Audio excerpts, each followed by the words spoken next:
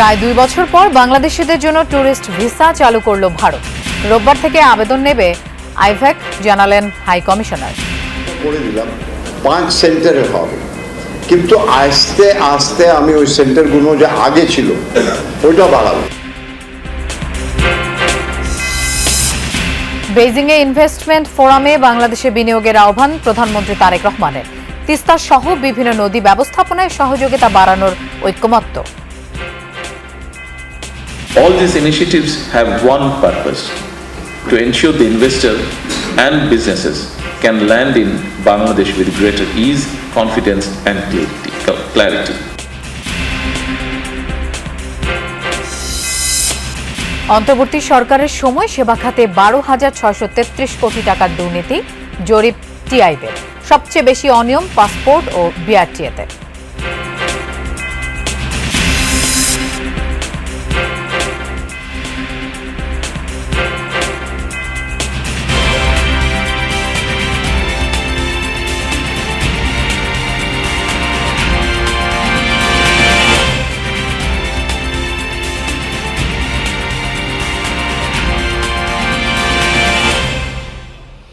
শুভেচ্ছা, আমন্ত্রণ যমুনা নিউজে। আপনাদের সঙ্গে থাকছি আমি মৌসুমী Ahmed Lopa.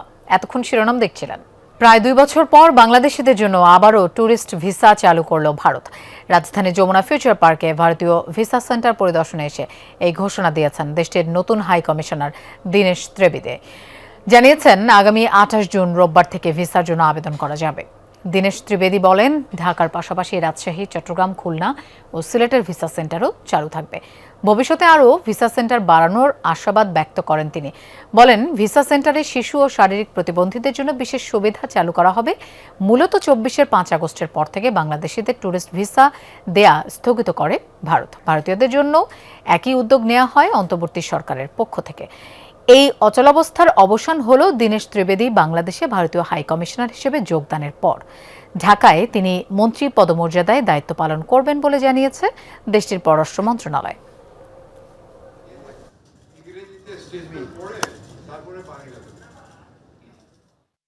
Tourist visa open যা নর্মালসি আছে ওইটা করে দিলাম, আর ওইটা আরম্ভ হবে 28 জুন থেকে।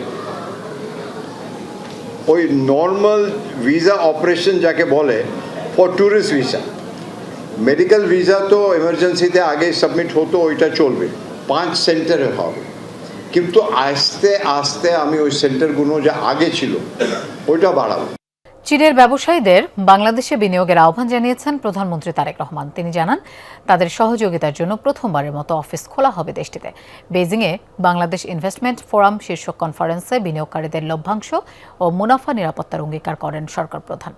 এই দিন চীনের বেশ কিছু বহুজাতিক কোম্পানির প্রধানের সঙ্গে সৌজন্য সাক্ষাৎ করেন তিনি। বৈঠক করেন চীনের কমিউনিস্ট পার্টির নেতা ও মন্ত্রীদের সাথেও। এছাড়া চীনের পানি সম্পদ মন্ত্রীর সঙ্গে বৈঠকে তিস্তা, পদ্মা সহ বিভিন্ন নদ নদীর ব্যবস্থাপনা নিয়ে সহযোগিতা বাড়াতে একমত হয় দুই দেশ। চীন থেকে আরফিন শাকিলের প্রতিবেদন। চীন সফরের চতুর্থ দিনে ব্যস্ত সময় পার করেন প্রধানমন্ত্রী তারেক রহমান। দিনের শুরুতে চীনের কমিউনিস্ট পার্টির আন্তর্জাতিক বিভাগের প্রধান লিউ হাইকিংসের সাথে বৈঠক করেন।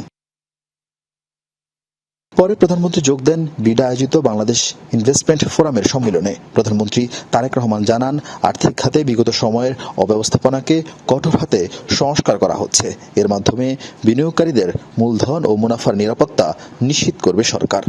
We are also working with China to upgrade our bilateral investment treaty so that investors can have stronger confidence, clear protection and a more modern framework for investment. All these initiatives have one purpose: to ensure the investor and businesses can land in Bangladesh with greater ease, confidence and clarity. বিনিয়োগকারীদের সমস্যা নিরসনে চীনে একটি বিনিয়োগ কার্যালয় খোলার প্রতিশ্রুতি দেন প্রধানমন্ত্রী। জানান, চীন বাংলাদেশের সম্পর্ক আস্থা আর বিশ্বাসের, তাই বেইজিংয়ের সাথে গভীরভাবে কাজ করতে চায় Dhaka. Today, I am also happy to announce that soon we will be opening our first investment office in China. Our object is simple: Chinese investors should not have to wait until they arrive in Bangladesh to receive support. We want to be closer to you, speak to you more regularly, and help you move faster from interest to decision. We are also working hard to improve our broader investment ecosystem. The government is about to start a new licensing approval process, which will allow new businesses to start operation in Bangladesh in less than 15 days. এর আগে চীনের পানি সম্পদ মন্ত্রীর সঙ্গে বৈঠক করেন বাংলাদেশের সরকার প্রধান। তিস্তা, পদ্মা সহ বিভিন্ন নদ নদীর ব্যবস্থাপনা নিয়ে সহযোগিতা বাড়ানোর বিষয় ঐক্যমত পোষণ করে দুদেশ। দুই দেশের পানি সম্পদ মন্ত্রীরা এটাকে সামনের দিনগুলোতে ফলো আপ করবেন এবং ওদের মতন আলোচনা করে দ্বিপাক্ষিক স্বার্থকে প্রাধান্য দিয়ে সিদ্ধান্ত গ্রহণ করবেন। আর প্রতিরক্ষার বিষয়ে যেটা বলছেন, এখন পর্যন্ত আলোচনা হয়নি। এছাড়াও বিএনপি ও চীনের কমিউনিস্ট পার্টির মধ্যে প্রথমবারের মতো একটি সমঝোতা স্মারক সই হয়। দুপক্ষেই রাজনৈতিক যোগাযোগ, গণমাধ্যম, থিঙ্ক ট্যাঙ্ক এবং জনগণের মধ্যে সম্পর্ক উন্নয়নে সহযোগিতা বাড়ানোর আশাবাদ জানান। পাশাপাশি বেশ কয়েকটি বহুজাতিক কোম্পানির প্রধানের সাথেও সৌজন্য সাক্ষাৎ করেন প্রধানমন্ত্রী তারেক রহমান। ক্ষমতা আসার পর বর্তমান সরকারের জন্য সবচেয়ে বড় চ্যালেঞ্জ হয়ে দাঁড়িয়েছে অর্থনীতি পুনরুদ্ধার করা আর বিনিয়োগকারীদের আস্থা ফেরানো। প্রথমবার চীন সফরে এসে প্রধানমন্ত্রী তারেক রহমান তার সরকারের নেওয়া বিভিন্ন পদক্ষেপের কথা বিনিয়োগকারীদের সামনে তুলে ধরেছেন, যার লক্ষ্য 2034 সালের মধ্যে দেশের অর্থনীতিকে $1 ট্রিলিয়ন উন্নতি করা। শেষ পর্যন্ত প্রধানমন্ত্রীর এমন উদ্যোগ কতটুকু বাস্তবতার মুখ দেখে তাই এখন দেখার বিষয়। আরফিন শাকিল, যমুনা নিউজ, বেইজিং, চীন। বেইজিংয়ে চীনের প্রধানমন্ত্রী লি কিয়াংয়ের সাথে বৈঠক করছেন বাংলাদেশের প্রধানমন্ত্রী তারেক রহমান। বৈঠকের বিষয় সহ প্রধানমন্ত্রীর দিনের কর্মসূচি নিয়ে বেইজিং থেকে বিস্তারিত জানাচ্ছেন সহকর্মী আরফিন শাকিল। কিছুক্ষণ আগে মূলত সেই বৈঠকটি শুরু হয়েছে। বাংলাদেশের প্রধানমন্ত্রী তারেক রহমানের সঙ্গে চীনের প্রধানমন্ত্রীর যে বৈঠক, সেই বৈঠক চলছে। সেই বৈঠকের পরপরই কিন্তু যে 15টি যে সমঝোতা স্মারক সই হওয়ার কথা, সেগুলো সই হবে, যেখানে বাংলাদেশের গণমাধ্যম, যোগাযোগ ব্যবস্থাপনা থেকে শুরু করে বিভিন্ন খাত নিয়ে আসলে বেশ কয়েকটি সমঝোতা স্মারক রয়েছে, যেগুলোতে দুই পক্ষই সই করবেন। মূলত এই বৈঠকের মাধ্যমে চীনের সঙ্গে বাংলাদেশের যে গভীর সম্পর্ক স্থাপনের যে আগ্রহ, সেটি বাংলাদেশের তরফ থেকে প্রকাশ করা হচ্ছে। কিছুক্ষণ আগে আজকের দিনে যেই বৈঠক হয়ে কিছুক্ষণ আগে একটি আন্তর্জাতিক বিডা আয়োজিত একটি আন্তর্জাতিক ইনভেস্টমেন্ট সামিট হয়েছে। সেই সামিটেও কিন্তু প্রধানমন্ত্রী তারেক রহমান স্পষ্ট করে বলেছেন চীনি বিনিয়োগকারীদের জন্য যে বাংলাদেশ খুব গভীরভাবে চীনের সঙ্গে সম্পর্ক উন্নয়ন করতে চান এবং সেই সম্পর্ক উন্নয়নের অংশ হচ্ছে চীনের বিনিয়োগকারীরা যেন বাংলাদেশে বিনিয়োগ করেন এবং সেই বিনিয়োগকারীরা যেন সহজে বাংলাদেশে বিনিয়োগ করতে পারেন, বিনিয়োগের কাজ শুরু করতে পারেন। সেই কারণে বাংলাদেশের আর্থিক খাতে কিন্তু সংস্কার আনা হচ্ছে। 15 দিনের মধ্যে নতুন বিনিয়োগকারীরা কিন্তু বাংলাদেশে বিনিয়োগ করতে পারবেন এবং সেই সঙ্গে চীনের এই প্রথমবারের মতো বাংলাদেশ সরকারের তরফ থেকে একটি বিনিয়োগের কার্যালয় স্থাপন করা হচ্ছে, যেটি এরই মধ্যে আপনার খবরও সেটি দেখেছেন। এছাড়া চীনের যিনি পানি সম্পদ মন্ত্রী, তার সঙ্গে প্রধানমন্ত্রী তারেক রহমানের বৈঠক হয়েছে, যেখানে বাংলাদেশের অভিন্ন নদীর যেই সংকট সমস্যা, সেগুলো নিয়ে আলোচনা হয়েছে। দুই দেশ ঐক্যমতে পৌঁছেছে, দুই দেশ একসঙ্গে বাংলাদেশের নদী সংকট নিয়ে কাজ করবেন। তিস্তা ব্যারেজ এবং পদ্মার ব্যারেজ নিয়ে নির্মাণের যে আলোচনা বাংলাদেশের রাজনৈতিক সরকারের পক্ষ থেকে তোলা হয়েছে, অর্থাৎ যে প্রতিশ্রুতি দেওয়া হয়েছে তিস্তা মহাপরিকল্পনা বাস্তবায়ন এবং পদ্মা ব্যারেজ, সেগুলোর সহযোগিতা বা সেগুলো বাস্তবায়নের ক্ষেত্রে চীনের সহযোগিতা চাওয়া হবে। আগামীকালকে যখন চীনের প্রেসিডেন্ট শি জিনপিং এর সঙ্গে প্রধানমন্ত্রী তারেক রহমানের বৈঠক হবে, সেগুলো বিষয়ে আলোচনা হবে। এছাড়া আজকের দিনের কর্মসূচি শুধুমাত্র প্রধানমন্ত্রীর সঙ্গে বৈঠকের পর সমঝোতা স্মারক সই হবে। এরপর রাতে একটি সংবাদ সম্মেলন হওয়ার কথা রয়েছে, যেটি প্রধানমন্ত্রীর উপদেষ্টারা করবেন। প্রধানমন্ত্রী উপদেষ্টা ডক্টর মাহাদি আমিন এবং সেই সঙ্গে উপরাষ্ট্র উপদেষ্টা হুমায়ুন কবির রয়েছেন। তারা সম্ভবত রাতে সেই সংবাদ সম্মেলনের মাধ্যমে সেই 15টি সমঝোতার বিষয় নিয়ে তারা সবিস্তারিত তুলে ধরবেন। সব মিলিয়ে ব্যস্ততম একটি দিন আজকে প্রধানমন্ত্রী পার করছেন। আজকে তার চতুর্থ দিন এই চীন সফরের। আগামীকাল পঞ্চম দিনে তিনি চীনের প্রেসিডেন্টের সঙ্গে সাক্ষাৎ করে এরপর কিন্তু বিকালের নাগাদ ঢাকার উদ্দেশ্যে উড়াল দিবেন। 2023 সালের রাজনৈতিক সময়ের চেয়ে 25 সালে অন্তর্বর্তী সরকারের সময় সেবা খাতে দুর্নীতি হয়েছে 15% বেশি। এমন তথ্য উঠে এসেছে ট্রান্সপারেন্সি ইন্টারন্যাশনাল বাংলাদেশ টিআইবির এক জরিপে। সকালে রাজধানীর ধানমন্ডিতে জাতীয় খানা জরিপ 2025-এর চূড়ান্ত ফল প্রকাশ করে প্রতিষ্ঠানটি। নভেম্বর 2024 থেকে অক্টোবর 2025 পর্যন্ত চালানো হয় এই জরিপ। এতে উঠে আসে অন্তর্বর্তীকালীন সরকারের সময়ে 2025 সালে সেবা খাতে 12,633 কোটি টাকা ঘুষ নেওয়া হয়েছে, যা 2023-এর তুলনায় 15.9% বেশি। সবচেয়ে বেশি দুর্নীতি হয়েছে পাসপোর্ট ও বিআরটিএ সেবায়। এক্ষেত্রে দুর্নীতিতে জড়িতদের আইনের আওতায় আনার পাশাপাশি সেবাদাতাদের জন্য আচরণবিধি প্রণয়নের সুপারিশ করেছে টিআইবি।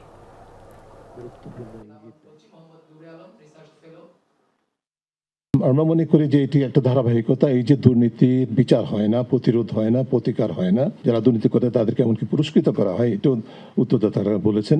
এটি হচ্ছে যে বিকাশমান যে চিত্র, সেটার অন্যতম কারণ। এবং সেই ক্ষেত্রেও অন্তর্বর্তী সরকারের সময় যে খুব একটা উল্লেখযোগ্য উদ্যোগ নেওয়া হয়েছে সেটা বা উল্লেখযোগ্য সাফল্য অর্জন করা হয়েছে বা করা গেছে, সেটা কিন্তু বলার মতো সুযোগ নেই এবং এই জরিপ সেটাই প্রমাণ করছে। আগামী কয়েকদিনের মধ্যে মাদকদ্রব্য নিয়ন্ত্রণ আইনের সংশোধনী সংসদে উঠবে। বিদ্যমান মাদক নিয়ন্ত্রণ আইন দিয়ে মাদকের বিরুদ্ধে লড়াই করা যাচ্ছে না বলে জানিয়েছেন স্বরাষ্ট্রমন্ত্রী সালাউদ্দিন আহমেদ। আন্তর্জাতিক মাদক বিরোধী দিবস উপলক্ষে সচিবালয়ে বেসরকারি মাদকাসক্তি নিরাময় কেন্দ্রে অনুদানের চেক প্রদান অনুষ্ঠান শেষে একথা বলেন তিনি। মন্ত্রী বলেন, দেশে ৮২ লাখ মানুষ কোনো না কোনোভাবে মাদক গ্রহণ করে। মাদকাসক্তের সংখ্যার তুলনায় সরকারি চিকিৎসার সুবিধা যথেষ্ট নয়। মাদকদ্রব্য নিয়ন্ত্রণ অধিদপ্তরের সক্ষমতা বাড়াতে হবে এবং আইনি ভিত্তি শক্ত হলে পরিবর্তন আসবে। এ সময় তিনি বলেন, প্রচলিত আদালতের পাশাপাশি মাদক সংক্রান্ত মামলা দ্রুত নিষ্পত্তির জন্য আলাদা ট্রাইব্যুনাল গঠনের প্রস্তাব দেয়া হয়েছে। বর্তমানে শুধু ঢাকাতেই ৮০,০০০ মামলা পেন্ডিং আছে। অনুষ্ঠানে ৭৩টি বেসরকারি মাদক নিরাময় কেন্দ্রকে ১,১০,০০,০০০ টাকা অনুদান দেওয়া হয় এবং ঢাকার ১৫টি প্রতিষ্ঠানের হাতে চেক তুলে দেন স্বরাষ্ট্রমন্ত্রী।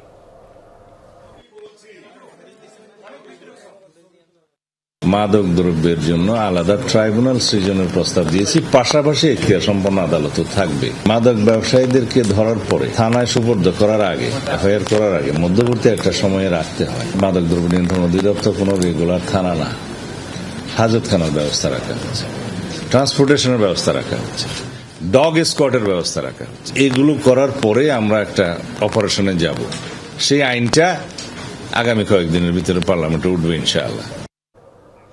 হামের প্রাদুর্ভাব প্রতিরোধ এবং শিশু মৃত্যু কমাতে সরকার ব্যবস্থা নিয়েছে। সংসদে লিখিত প্রশ্নোত্তরে এমনটাই জানিয়েছেন স্বাস্থ্য ও পরিবার কল্যাণ মন্ত্রী সরদার মোহাম্মদ শাখাওয়াত হোসেন। অ্যান্টিবায়োটিকের যথেচ্ছ ব্যবহার রোধে নজরদারি ও নিয়ন্ত্রণ ব্যবস্থা আরও শক্তিশালী করা হচ্ছে বলে জানান তিনি। হামে শিশু মৃত্যুর কারণে পদত্যাগ করবেন কিনা সেই প্রশ্ন রাখেন জামায়াতের সংসদ সদস্য। বাজেট নিয়ে আলোচনার পক্ষে বিপক্ষে কথা বলেন সংসদ সদস্যরা। বিরোধী দল আছে, বাজেটে দুটো শব্দ। হামে আক্রান্ত শিশু মৃত্যু থামছেই না। এরই মধ্যে মৃতের সংখ্যা 650 ছাড়িয়েছে। বৃহস্পতিবার সংসদে হামে মৃত্যুর সমালোচনা করেন বিরোধী দলীয় সংসদ সদস্য শফিকুল ইসলাম মাসুদ। শুধু 6 জন শিশু মারা যাওয়াটা নিঃসন্দেহে দুর্ভাগ্যজনক। তার লাইসেন্স বাতিল করে দেওয়া হলো। মাননীয় স্পিকার, আমি জানতে চাই, তাহলে 300 শিশু হামে মারা গেল, তাহলে আমাদের স্বাস্থ্যমন্ত্রী পদত্যাগের চিন্তা করেছেন কিনা? দেশে অ্যান্টিবায়োটিকের যথেচ্ছ ব্যবহার নিয়ে সংসদের স্বাস্থ্যমন্ত্রী জানান, প্রতিনিয়ত বাড়ছে অ্যান্টিমাইক্রোবিয়াল রেজিস্ট্যান্স। তাই অ্যান্টিবায়োটিকের ব্যবহার রোধে নজরদারি বাড়ানো হচ্ছে বলে জানান তিনি। টেবিলে উত্থাপিত লিখিত প্রশ্নোত্তরে তিনি এসব কথা বলেন। পাশাপাশি জনসচেতনতা বৃদ্ধিতে বিশেষ গুরুত্ব দেওয়া হচ্ছে বলেও জানান তিনি। পদ্মা নদী ভাঙন একটি স্পিকার হাফিজ উদ্দিন আহমেদের সভাপতিত্বে বৃহস্পতিবার বাজেট আলোচনায় অংশ নেন সরকার ও বিরোধী দলের সদস্যরা। বাজেটের সমালোচনা করেন বিরোধী দলের সদস্যরা। বলেন, এতে গরিব ব্যবসায়ীদের থেকে টাকা নিয়ে বড় ব্যবসায়ীদের দেওয়ার পরিকল্পনা করা হয়েছে। উপকূলীয় অঞ্চলে যে নজরদারি এবং সাইবার নিরাপত্তা বৃদ্ধির জন্য আমাদেরকে খরচ করতে হবে। মাননীয় স্পিকার, সেই বিবেচনায় আমি প্রতিরক্ষা বাজেট আরো বৃদ্ধির জন্য প্রস্তাব করছি। স্থানীয় সরকার এবং পল্লী উন্নয়ন খাতে গত বছর বরাদ্দ ছিল 5.9%, এবছর বরাদ্দ রাখা হয়েছে 4.6%, যা গত বছরের তুলনায় 1.3% কম। ময়মনসিংহের শিশু রাফি হত্যার বিচার রামিসার মতো দ্রুত করার দাবি জানিয়েছেন স্থানীয় সংসদ সদস্য। প্রস্তাবিত বাজেট জনগণের ভাগ্যোন্নয়নের বাজেট বলে মন্তব্য সরকার দলীয় সদস্যদের। Private university taxation. University is running by the trustee board as a non-profit organization. So একটা non-profit organization কিভাবে taxable হয় এটা আমাদের মাথায় আসে না। আমরা জুলাইকে ধারণ করি মাননীয় স্পিকার। জুলাই তো বিক্রি করার বিষয় না। যারা জুলাই চেতনা বিক্রি করেন তাদের প্রতি একটি অনুরোধ জানাবো, অনেকেই রিকশায় চড়তেন, এখন প্রাডো গাড়িতে চড়েন আর জুলাই চেতনা বিক্রি করেন। অস্থিরতার মাঝে এই বাজেট প্রণয়ন ছিল একটি কঠিন কাজ। মোটা দাগে বলা যায়, এই বাজেট হলো সাধারণ এবং প্রান্তিক জনগোষ্ঠীর স্বস্তির বাজেট। ভেনেজুয়েলায় ভূমিকম্পে নিহতদের প্রতি সমবেদনা জানান সদস্যরা। পাশাপাশি বাংলাদেশের কেউ থাকলে সরকারকে প্রয়োজনীয় ব্যবস্থা নেওয়ার আহ্বান জানান তারা। প্রথমেই আমি অত্যন্ত দুঃখ ভারাক্রান্ত হৃদয়ে আমাদের ভেনেজুয়েলায় যে রাসেল আহমেদ, যমুনা নিউজ, ঢাকা। ভিনিসিয়াস জুনিয়রের জোড়া গোলে স্কটল্যান্ডকে 3-0 গোলে হারিয়ে গ্রুপ চ্যাম্পিয়ন হয়ে নকআউট পর্বে উঠল ব্রাজিল। হ্যাট্রিকের সুযোগ পেয়েও মিস করেন ভিনিসিয়াস। অপর গোলটি করেন মাতেউস কুনিয়া। ব্রাজিলিয়ান শিবিরে আরও স্বস্তির খবর, প্রায় 3 বছর পর সেলেসাওদের হয়ে মাঠে নামেন নেইমার। খেলেন ম্যাচের শেষ 20 মিনিট।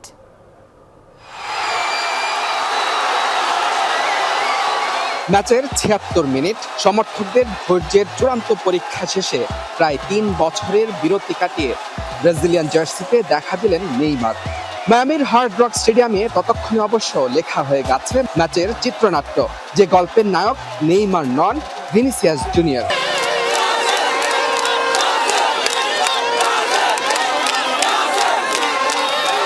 শূন্যস্থান কখনো ফাঁকা থাকে না, তার জ্বলন্ত প্রমাণ হতে পারেন ভিনি। স্কটিশদের বিপক্ষে সবার দৃষ্টি যখন নেইমারের প্রত্যাবর্তনে, তখন ম্যাচের শুরুতেই দেখালেন ঝলক। প্রতিপক্ষ ডিফেন্ডারের ভুলে গোলরক্ষককে বোকা বানাতে ভুল করেননি এই রিয়াল মাদ্রিদ তারকা। সেলেসাওদের হাই প্রেসিং ফুটবলে আবারও দিক হারা স্কটিশ ডিফেন্স। গোলের উদযাপনেও মাতেন ভিনিসিয়াস, কিন্তু ভিআরে ফাউলের বাঁশি রেফারি। মাঝে হাইড্রেশন ব্রেকে কিছুটা ছন্দপতন, নিজেদের গুছিয়ে নেওয়ার চেষ্টা স্কটল্যান্ড শিবিরে। অবশ্য ছন্দ ফিরে পেতে সময় নেয়নি আনচেলত্তির শিষ্যরা। 38 মিনিটে রায়ানের শট অল্পের জন্য লক্ষ্যভ্রষ্ট, একই পরিণতি কুনিয়ার করা পরপর 2 আক্রমণে। তবে ভুল করেননি ভিনিসিয়াস জুনিয়র। ব্রুনোর ক্রসে দারুণ হেডে বিরতির আগেই পেয়ে যান জোড়া গোলের দেখা, আসরে যা তার চতুর্থ।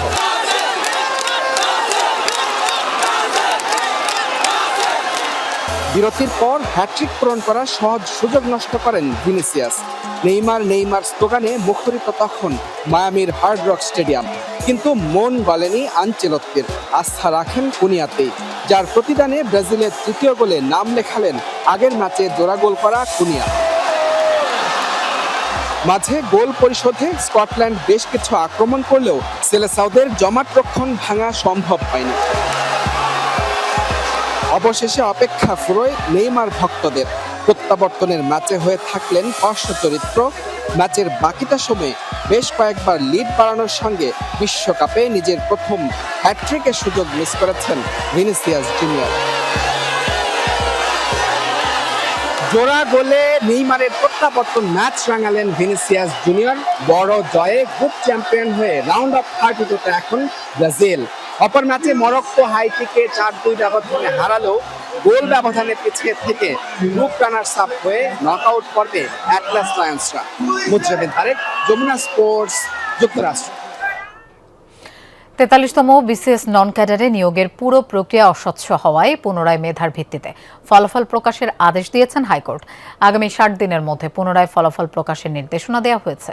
বৃহস্পতিবার বিচারপতি শশাঙ্ক শেখর সরকার ও বিচারপতি উর্মি রহমানের হাইকোর্ট বেঞ্চ এই রায় ঘোষণা করেন। পরে রিটকারী আইনজীবী বলেন, প্রচলিত আইনের ব্যত্যয় ঘটিয়ে এই নিয়োগ দেয়া হয়েছিল বলে হাইকোর্ট তা রায়ের পর্যবেক্ষণে বলেছেন। এর আগে গত বছর 43তম নন ক্যাডারে নিয়োগ প্রক্রিয়া চ্যালেঞ্জ করে 462 জন চাকরি প্রত্যাশী হাইকোর্টে রিট দায়ের করেন। 2024 সালে 43তম নন ক্যাডারে 642 জনকে নিয়োগ দেয় বাংলাদেশ সরকারি কর্ম কমিশন। আইন অনুযায়ী তারা তাদের কার্যক্রম করেনি, অস্বচ্ছভাবে হয়েছে। সেহেতু এই 43তম নন ক্যাডার ক্যান্ডিডেটদের যেই তালিকা, অর্থাৎ উত্তীর্ণ প্রার্থীদের তালিকা ফল আগামী 60 দিনের মধ্যে প্রকাশ করে এগুলো যে নিয়োগ প্রক্রিয়া সেগুলো পুনরায় সম্পন্ন করার নির্দেশ দিয়েছেন আদালত। দর্শক, এই ছিল যমুনা নিউজ। এতক্ষণ সাথে থাকার জন্য ধন্যবাদ সবাইকে।